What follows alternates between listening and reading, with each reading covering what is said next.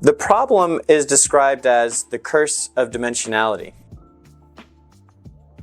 So a quote here, "The curse of dimensionality refers to various phenomena that arise when analyzing and organizing data in high-dimensional spaces that do not occur in low-dimensional settings such as three-dimensional physical space of everyday experience.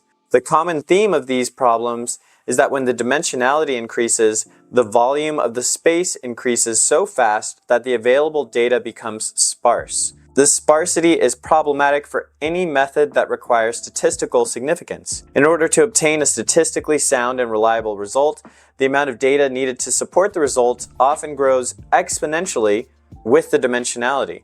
Also, organizing and searching data often relies on detecting areas where objects form groups with similar properties.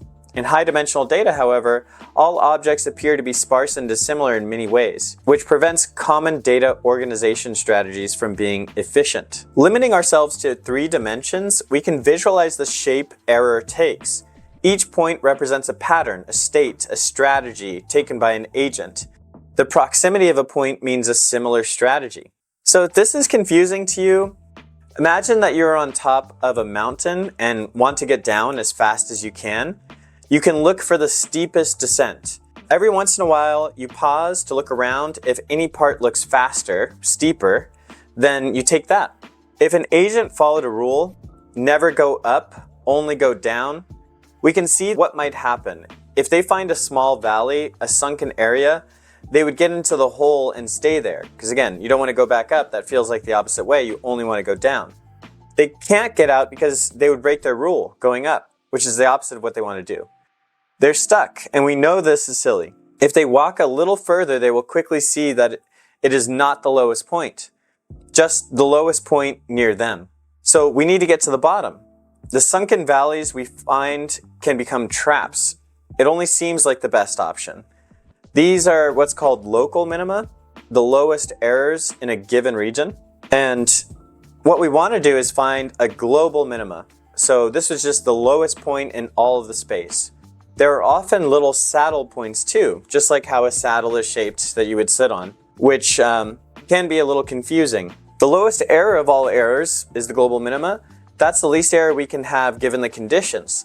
The global minima represents the optimal strategy, the best we can do. Unfortunately, not every problem space has a global minima, or we can never find it.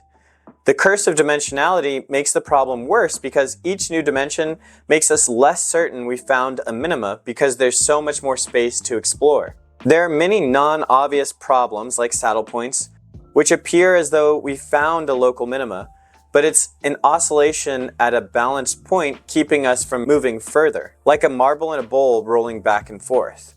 So if that marble goes up and then it goes back down and then it goes to the other side and it ends up just oscillating, so we get trapped there. In 3 dimensions, we can make sense of it. We can make analogies of skiing down mountain slopes and have an understanding of momentum. However, when the dimensions, the variables we measure go beyond 3, we quickly lose the capacity to visualize and make sense of the space. In our discussion of morality, we listed 5 major spheres, which means at least 5 dimensions to optimize for. With artificial intelligence, we can expand beyond person byte and firm byte knowledge and computation to create a greater power than our cumulative processing. We can exceed our biological limits. I don't believe that humans and other animals will be replaced by AI anytime soon. We are all over 4.5 billion years in the making through an evolutionary process.